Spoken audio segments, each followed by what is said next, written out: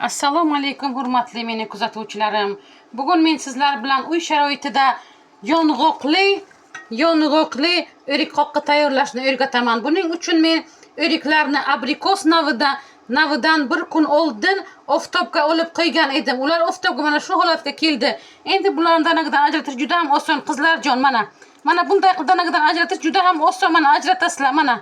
Ajratamiz danagidan bir bo'lak yong'oqni mana shunday solasizlar. Mana shunday qilib qo'yasizlar. U o'zi yopishib qoladi. Uy sharoitida yong'oqli o'rik qoqqa qizlarjon mana. Oson ajratish mana. Danagidan ajratasizlar o'riklarni mana. Mana juda ham oson. Mana ichiga bir bo'lak yong'oq tiqamiz u. Mana. Men hamma vaqt o'rik qoqqa tayyorlaganimda o'riklarni abrikos navidan foydalanaman. Nimagaki abrikos navi juda ham xushxo'r bo'ladi mana. Mana qizlarjon uy sharoitida yong'oqli o'rik qoqqa sizlarga tayyorlashni o'rgatyapman mana. Mana bir bo'lak yong'oqni mana qizlarjon mana. Ana yopishtirasiz.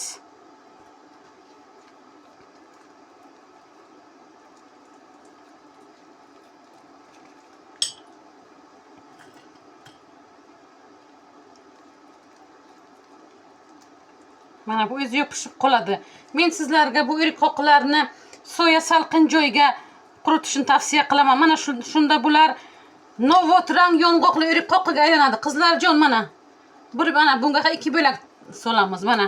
Mana shunday soldingiz mana. Ana yopishtirasizlar tamom qizlarjon. Bu juda ham arzon. Qish kunlarida juda ham foydali. Bolajonlarimiz mazza qilib iste'mol qilishadi yong'oqli o'rik qoqlarni qizlarjon. Mana.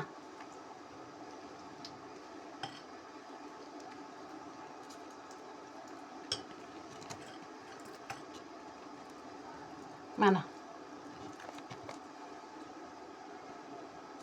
Ana qizlarjon endi bularni soya salqinga agar quritsalaringizlar novot rang yong'oqli o'rik qoqqiga aylanadi.